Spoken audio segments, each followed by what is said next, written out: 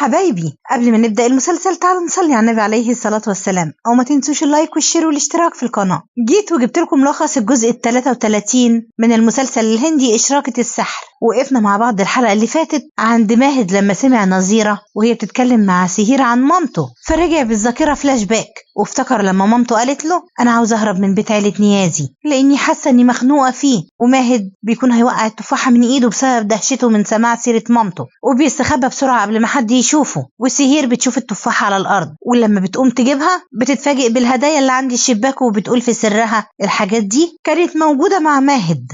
جت هنا إزاي بقى؟ وبتبص من الشباك وبتشوف ماهد وهو واقف بره، وبترجع لورا بسرعة قبل ما حد ياخد باله إنها شافته. وبتقول سهير في سرها أنا عارفة مدى تأثرك يا ماهد لما بتسمع سيرة مامتك، لكن من الواضح كده إن الأستاذة نزيرة عارفة حاجات كتير جدا عن مامتك، وده ممكن يمنحك بعض الراحة لو سمعتها. وبتسأل سهير نظيرة طب انت ايه مدى معرفتك بمامة ماهد؟ فنظيرة بتقول لها احنا اتقابلنا أول مرة في المكتبة وكان عندي وقتها 18 سنة، وهي كانت لسه جاية على لكناو جديدة بعد جوازها على طول. وماهد بيكون واقف بره وبيسمعهم، وبيفتكر مامته لما كانت قايله له في مرة أنا بعشق ريحة الكتب، وبيكون متأثر جدا. ونظيرة بتكمل كلامها مع سهير وبتقول لها أنا وقتها كنت بستعد لامتحانات الصف ال12 ومادة الأدب كانت رعباني، فرحت على المكتبة عشان اشتري كتب إرشادية من هناك، وقابلت الست غزالة وقالت لي إنها تقدر تساعدني وتعلمني بشكل أفضل، وكانت بتيجي كل يوم على الضريح في السر علشان تعلمني، وبفضلها هي أنا خدت امتياز في مادة الأدب. ربنا يرحمها يا رب، كانت ست طيبة وخلوقة جدا. وماهد بيعيط، لكن بيعيط بحرقة على اللي بيسمعه، وبتقول لها أنا مش فاهمة ليه الناس بتفتري عليها كده. فسهير بتقول لها يمكن عشان هي ست وسندت ست غيرها. فنظيرة بتقول لها بس أنا لاحظت إنها في الفترة الأخيرة كانت دايما متوترة، يمكن علشان كده أنهت حياتها. وبيفتكر ماهد لما مامته ماتت قدام عينه. ونظيرة بتقول لسهير بس أنا مش مصدقة إن غزالة فكرت في الهروب مع أي شخص، لأنها كانت بتحب ابنها قوي وعمرها ما فكرت في حد غيره. وبيتوجع ماهد أكتر وسهير بتكون حاسة بيه. ونظيرة بتقول لسهير كفاية كلام عن الماضي بقى، ارتاحي وأنا هاخد إقرأ بنتي وهنروح للدكتور عشان يكشف عليها. وسهير بتقول في سرها لو خرجوا دلوقتي هيشوفوا ماهد بره، واكيد هو دلوقتي مش في حالته الطبيعيه. فبتقول لهم خلاص تعالوا معايا انا هخرجكم من الباب اللي ورا لانه بيفتح على السوق على طول وهيكون اقرب ليكم. وبيمشوا معاها. وهنا ماهد بيقول في سره دي اول مره اسمع فيها حد بيثني عليكي يا امي، وانا طول حياتي ما بعملش اي حاجه غير اني بكره اي حاجه متعلقه بيكي. وبرفيس بيكون بيجري في الشارع وصفيه بتجري وراه وبتقول له اقف الله يخرب بيتك قطعت نفسي. وبيقف برفيس وبيقول لها انت عاوزه مني ايه؟ وصفيه بتقول له خد يا غبي استر نفسك. وبرفيس بيقول يا خبر ابيض، هو انا خرجت في الشارع وانا كده؟ منك لله يا كوثر، انت السبب في كل اللي انا فيه ده. وبيدعي على نفسه. وصفيه بتقول له حرام عليك ما تدعيش على نفسك، افرض بقى حصل لك حاجه اتشتم انا وابني. وبرفيس بيقول لها والله انا زهقت ومتاكد ان كوثر هتلاقي شغل في وقت قصير وهتكسب فلوس، ومش عارف وقتها هجيب لها منيره منين. فصفيه بتقول له انت كان لازم يعني تتباهى كتير بالكلام قدامها. وبرفيس بيقول لها طب كنت تدخلي وغيري الموضوع باي طريقه، هو انت مش فالحه في حاجه ابدا؟ انا خايف قوي لحسن يروحوا الماهد ويحكوا له على كل حاجه، لان ساعتها هخسر كل اللي فاضل من سمعتي وفلوس المهر كمان. وصفيه بتقول له طب ما تروح على المستشفى وتحاول توصل لبنتك منيره باي طريقه عشان تخلص منهم هما الاتنين وترتاح من الموضوع ده كله. وبرفيس بيقول لها انا ما سبتش البنت في المستشفى علشان الاقيها، انا سبتها في موقف العربيات والله اعلم بقى مين اللي خدها ولا حصل لها ايه. وصفيه بتقول له موقف العربيات من ضمن مبنى المستشفى، روح واسال ولعل وعسى توصل لاي حاجه. وسهير بتقف عند الشباك وهي حزينه عشان ماهد، وماهد بيستجمع نفسه وبيمسح دموعه وبيمشي. وهنا فاطمه بتقول لبنتها نظمه العلاقات الحقيقيه ما بتتبنيش على الاكراه والاجبار، وعلشان كده انت لازم تقومي وتاخدي شنطتك وتمشي من هنا وروحي على بيت خالتك. وبتقول فاطمه لحسنه ارجوكي بقى ابعدي عن بنتي وكفايه تضليل فيها كده. وحسنه بتقول لها سبحان مغير الاحوال، ده انت لحد امبارح كنت بتدعميها، ايه بقى اللي حصل لك فجاه كده؟ وفاطمه بتقول لها انا كنت بدعمك لان الموضوع ما كانش متعلق بكرامه بنتي. وحسنه بتقول لها ولما تمشي بنتك كرامتها هتفضل متصانه يعني؟ اول ما بنتك تروح على بيت خالتها الناس هيبداوا يسالوا ايه اللي خلاها تسيب بيت باباها، ووجودها بقى في احضان ماهد اللي كان تمثيليه هيتقلب لواقع ومش هنقدر نسكت الناس. وساعتها مش هتلاقي حد يتجوزها اصلا. وفاطمه بتقول لها لا، اللي حصل بين ماهد ونظمه محدش يعرفه غيرنا، وطبعا اكيد محدش مننا هيشهر بيها، دي بنتنا واحنا اهلها. وحسنه بتقول لها لا حبيبتي، ما الحيطان لها ودان، والله اعلم مين غيرنا سمع وايه اللي هيتقال. اسمعي كلامي وسيبي خطوبة ماهد ونظمة تتم، لأن دي إشارة خير من ربنا، فما تبقيش عقبة في طريقهم. وبتفكر فاطمة في كلام حسنة، وحسنة بتغمز لنظمة، ونظمة بتبتسم. وبتروح سهير تاخد موبايلها من الأمانات بتاعة الضريح، وبتتصل على مامتها وبتسألها انتي فين، لأني قلقانة عليكي قوي. ومامتها بتقول لها ما تقلقيش، أنا جيت لعمتك بركة عشان تساعدني عشان ألاقي شغل، وهرجع على البيت على طول. وسهير بتقول لها ماشي، وبتقفل معاها. وسهير لسه هتمشي بتفتكر لما إقراء قالت لها إن السلسلة بتاعتها ضاعت منها وهي بتجري من الساحر. وسهير بتقول لنفسها بما إني جيت لحد هنا فخلينا ندور على سلسلة إقراء بالمرة، لأنها غالية عليها قوي. وهنا بيكون ماهد بيصلي في الضريح وبيدعي، وبيفتكر كلام نظيرة عن مامته، وبيكون متأثر جدا. وسهير بتروح على المكان اللي كانت بتجري فيه هي وإقراء لما الساحر كان بيجري وراهم، وبتكلم نفسها وبتقول يا ترى قرار مجيئي على هنا صح ولا غلط. وبتفضل تدور في المكان على السلسلة، وبتتشبك طرحتها في المسمار ده فبتشدها جامد وبتتقطع منها حتة. وماهد بيكون بيفكر في كلام نظيرة، وبيقول لنفسه يا ترى اتكلم معاها واسألها عن ماما ولا لا. وبيفتكر كلام إقراء عن السلسلة، وبيقرر ان هو كمان يدور عليها علشان يرجعها لها وتبقى سعيدة بيها. وهنا سهير بتبص على باب السطح وبتفتكر ذكرياتها مع ماهد، وبتقول لنفسها كفاية تفكير في ماهد يا سهير، وإلا هتفقدي عقلك، ركزي في اللي انت جايه علشانه. وبتفتح باب الاوضه دي وبتقول انا لازم اعمل حاجه عشان ما اتحبسش جوه وما الاقيش حد ينقذني. وماهد بيشوف الخيط بتاع طرحه سهير اللي شبك في المسمار، وبيقول لنفسه معقوله سهير تكون موجوده هنا، انا عارف انها غريبه لكن مش لدرجة انها ترجع لهنا تاني. وهنا سهير بتحط الطوبة دي قدام الباب علشان ما يتقفلش عليها، وبتبص في الأوضة وبتلاقي حاجات واقعة، وبتتأكد ان الساحر كان جايب إقراء على هنا. لكن فجأة بتسمع صوت حد جاي على الأوضة، وبتجري تستخبى ورا العمود ده، وبتبص وبتلاقيه ماهد على الباب، وبتقول لنفسها يخرب بيتك انت ورايا ولا ايه، وبتدعي ان هو ما يشوفهاش. وبيرجع فريد على البيت وبيقول لأمل انت قاعدة كده ليه، وليه الدموع اللي في عينيكي دي؟ وأمل بتقول له التقرير وصل. وفريد بيقول لها انسي امره لاني عاوزه اقول لك حاجه مهمه قوي. وامل بتقول له بكل عصبيه مفيش عندي اهم من تقرير تحليل الدي ان ايه. وفريد بيتوتر جدا وبيخطف التقرير منها وبيقول لها اسمعيني الاول. وبتيجي سلطانه وبتاخد التقرير من فريد وبتقول له خلي عندك صبر شويه، وطالما امل واثقه في الورقه دي اكتر مننا فخليها تقراها بقى. وفريد بيقول لسلطانه بغضب انت كده هتعقدي الامور اكتر. وسلطانه بتقول له ما تقلقش وثق فيا. فبتخطف امل التقرير من ايد سلطانه وبتقول لهم انا كنت متاكده انكم مخبيين عليا ان انا مش بنتكم وعشان كده انتم متوترين. وفريد بيقول لها اديني التقرير ده لو سمحتي يا امل. وبتجري امل منه وبتفتح التقرير وبتقراه، وبيكون فريد ماسك قلبه بايده، وسلطانه بتكون واقفه مطمنه جدا وبتضحك. وامل بتقول لهم الحمد لله التقرير طلع متطابق. وبيتفاجئ فريد وسلطانه بتاخد نفسها بطمانينه وبتقول امل لفريد الحمد لله تحليل الدي ان ايه طلع متطابق مع مامتي وطلعت فعلا بنتكم. انا اسفه اني ازعجتكم كتير قوي بسبب شكي. وبتحضنهم وبتقول لهم انا مبسوطه جدا اني طلعت بنتكم. وفريد بيبص لسلطانه بغضب، وماهد بيشوف اثر اقدام على الارض وبيمشي وراها، وسهير بتكون مرعوبه ان هو يشوفها وبدون قصد بيقع الحجر ده من العمود اللي سهير سند عليه، بس هي بتلحقه قبل ما يعمل صوت وتتكشف. وماهد بيلاقي سلسله اقراء جنب العمود وبياخدها ويمشي، وبالصدفه سهير بتيجي تحط الحجر مكانه بتلاقي المذكرات دي داخل العمود، وبتقول لنفسها يا ترى مين اللي جاب المذكرات دي هنا. وبتفتحها وبتلاقي مكتوب عليها اسم غزالة نيازي، وبتعرف انها تخص مامة ماهد وبتبدأ تقراها. وبيكون مكتوب فيها ان بيت عيلة نيازي الفاخر في الحقيقة هو سجن كبير وتم حبسي فيه، ولو بإيدي كنت هربت منه، لكن انا خايفة على ابني ماهد لان الناس هناك وحوش وقلوبهم متحجرة ومش هيسمحوا لي ابدا مهما عملت ان اخد ابني معايا وامشي، وانا من غير ماهد اموت ومش عارفه اعمل ايه. وخصوصا ان بيت عيله نيازي ما بقاش مجرد سجن وبس، ده بقى جزاره والناس هناك بيتامروا ضدي عشان يسكتوني خالص، وعيونهم بتظهر بوضوح اني لو ما سمعتش كلامهم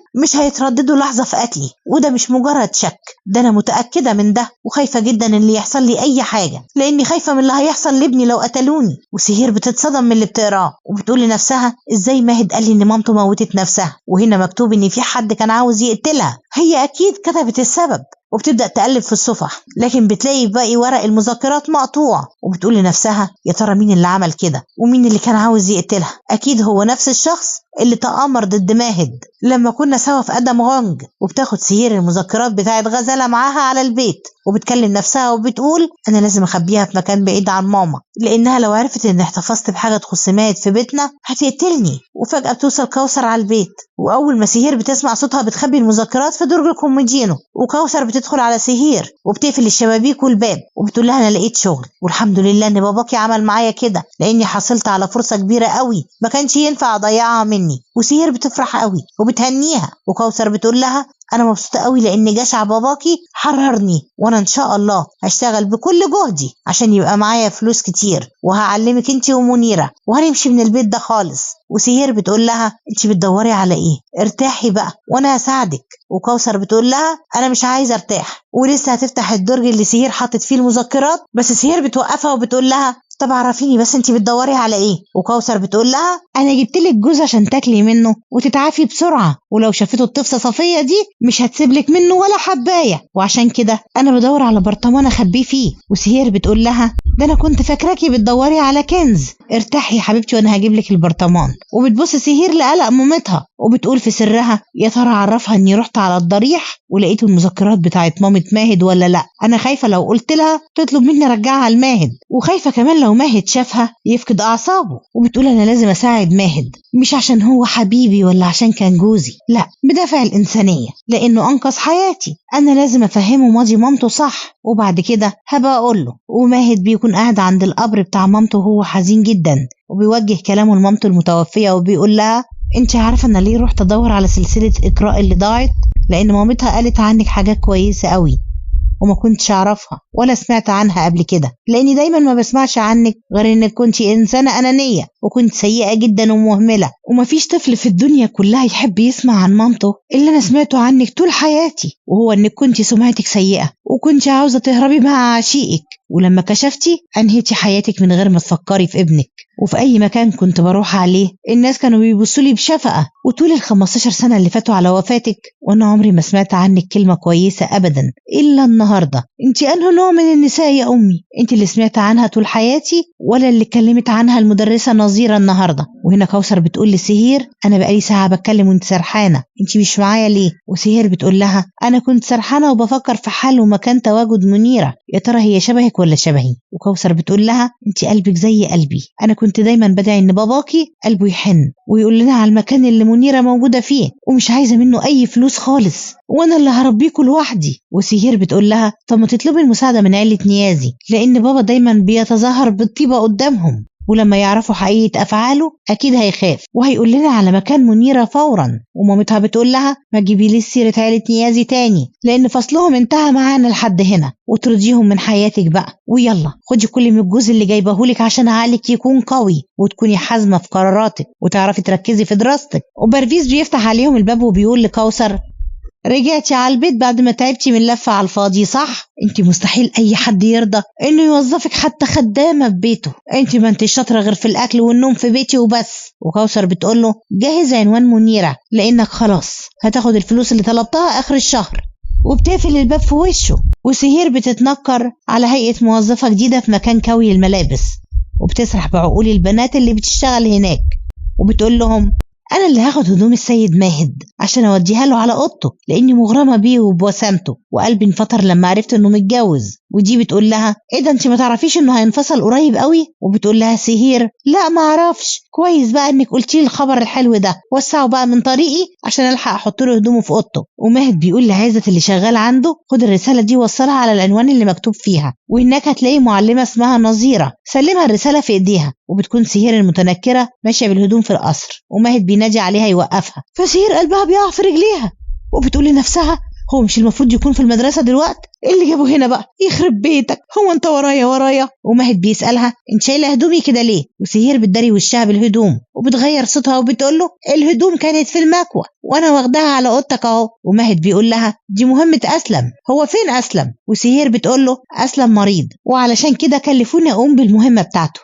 فماهد بيقول لها كان أي ولد جابها بداله، وبينادي على الخدم. فبتقول له سهير احنا في 2026 وانت لسه بتفرق بين وظيفة الست والراجل. وماهد بيندهش من كلامها، وبتحس سهير انها كده هتتكشف، وبتمسك قلبها بايديها. لكن بيجوا ضيوف على البيت وماهد بيتلهى معاهم، وسهير بتاخد الهدوم وبتطلع تجري على فوق، وماهد بيرحب بالضيوف وبيفضل عينه على سهير. وسهير بتقول لنفسها طالما الضيوف دول جم يبقى اكيد ماهر مش هيخرج من البيت دلوقتي، وعشان كده بقى انا لازم انهي مهمتي وامشي بسرعه. وبمجرد ما بتدخل سهير الاوضه بتفتكر المشهد اللي ماهد قسم فيه السرير، وبتقول لنفسها اكيد انه غير السرير بمجرد ما انا مشيت من هنا. وبترجع تقول لنفسها ده ايه التخلف اللي انا فيه ده؟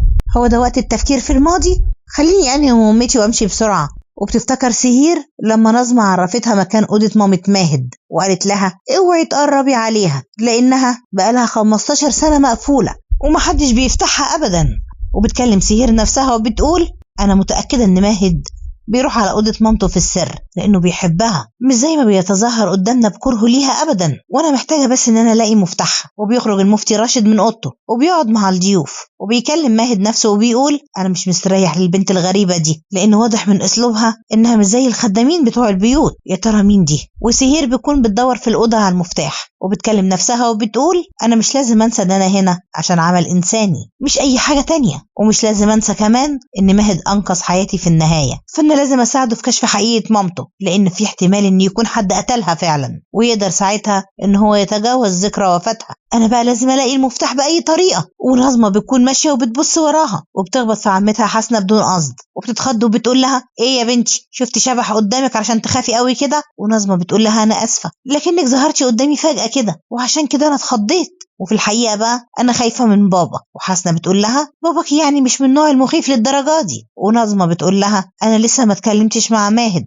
ولو بابا شافني قبل ما اتكلم مع ماهد مش هيرحمني أبدا. وحسنة بتقول لها لا، طول ما أنا موجودة مش عاوزاكي تخافي من باباكي أبدا، يلا روحي على أوضتك وأنا ههتم بكل حاجة. ونظمة بتشكرها وبتمشي. وهنا حسنة بتكلم نفسها وبتقول يا ترى ابني مختفي فين من الصبح كده؟ وحيدر بيجي وبيحضنها وبيقول لها أنا ما أقدرش على زعلك يا ست الكل. وبتقول له حسنة بعصبية أنت كنت فين يا ولد من الصبح؟ وحيدر بيقول لها أنا كنت باخد لفة كده في لكناو، اصلها اتغيرت قوي يا ماما في ال10 سنين اللي فاتوا دول. وحسنة بتقول له ايه انت ناوي يكون مرشد سياحي في لكناو وانا ما اعرفش؟ يلا روح اقعد معاهم في المجلس الديني ده. وحيدر بيقول لها انت ازاي عاوزاني اقعد معاهم من غير جدي ما يأذن لي بده؟ طب افرض اتعصب عليا واحرجني قدام الناس. اللي بقول لك ايه بطل كلام كتير واعمل اللي بقول لك عليه زي عمك وسيم كده يلا. وحيدر بيقول لها عمي وسيم دايما بيحط نفسه في اي مكان عشان الناس يعتقدوا انه قريب من جدي، وانا مش ممكن اتصرف بوقاحة زيه. وهي بتقول له بلا وقاحة بلا بتنجان بقى، يلا اعمل اللي بقولك عليها احسن لك وامشي معايا. واول ما بيشوف ماهد حيدر بيقول له خد مكاني على مرجع لك. وهنا سهير بتكلم نفسها وبتقول يا ترى ماهد خبى المفتاح فين؟ انا مش قادره الاقيه. وبتدخل الباسورد بتاع الخزنه وبتفتحها وبتطلع العلبه بتاعت المجوهرات بتاعتها وبتمسك العقد اللي فيها وبتفتكر يوم فرحها. وفجاه ماهد بيدخل عليها وبيقول لها انت بتعملي ايه؟ وسهير بترتبك وبتقول له ابدا انا كنت بحط الهدوم في الدولاب ولقيت الخزنه دي مفتوحه فقلت اتاكد ان الحاجه اللي فيها مش مسروقه. وبتشوف صفيه بالصدفه قشر الجوز على الارض وبتقول يا ترى مين الغني هنا بقى اللي جاب الجوز ده؟ اكيد كوثر. وبتدخل اوضه كوثر وبتفضل تدور فيها وبيرجع برفيز من بره وبيقول لها اعملي لي كوبايه عصير ليمون لان الجو بره حر قوي. وصفيه ما بتسالش عنه وبتفضل تدور في الاوضه زي ما هي. وبيدخل برفيز عليها وبيقول لها ايه اللي انت بتعمليه في اوضه كوثر ده؟ وصفيه بتقول له مراتك كوثر تصرفاتها بقت ملهاش حدود لانها بتسرق فلوسك هي وبنتها وبياكلوا بيها جوز. وبرفيز بيقول لها بدهشه كده ياه جوز مره واحده؟ وصفيه بتقول له لو مش مصدقني القشره اهو، انا بقالي هنا فتره طويله قوي وما دوتش حتى العنب وهم بيستمتعوا بوقتهم وبالجوز والعصاير كمان. وبرفيز بيقول لها طب استهدي بالله بس وقولي لي كوثر فين دلوقتي؟ وصفيه بتقول له وانا ايش عرفني هي يعني بتاخد الاذن مني قبل ما تخرج ولا ايه؟ هتلاقيها دلوقتي بتستمتع بوقتها بره واكيد سهير بنتها معاها عشان توانس وحدتها. شفت التفسين؟ كان الجوز كله من غير ما يدولي حتى واحده، ازاي ده بقى؟ وبرفيز بيقول لها انا كده فهمت هي ليه كانت بتتعجرف عليا، دي اكيد لقت وظيفه وبدات انها تكسب منها. اعمل ايه انا دلوقتي بقى وهلاقي منيره دي فين؟ وصفيه بتقول له اسمع كلامي وروح على المستشفى واستفسر هناك وانا بقى متأكدة انك هتلاقي خيط تمشي وراه. وهنا سهير بتقول لنفسها مهد بيقرب مني ولو كشفني أنا هتحرج قوي، وبتحاول تهرب منه، لكن ماهد بيثبتها وبيشيل النضارة والحسنة اللي على وشها والسنان اللي حطاهم كمان. وبس كده لحد هنا وبيخلص الجزء ده من مسلسلنا. ولو عاوزين تعرفوا اللي هيحصل بعد كده استنوني في ملخص الجزء الجديد، وانا ان شاء الله مش هتأخر عليكم. ويا ريت كل اخواتي يواظبوا على الصلاة في مواعيدها. ولو عجبكم الفيديو يا ريت ما تبخلوش علينا باللايك، ولو اول مرة تتفرجوا علينا يا ريت تعملنا اشتراك وتفعلوا الجرس عشان يوصلكم مننا كل جديد بنقدمه. وان شاء الله اللي جاي هيعجبكم اكتر واكتر.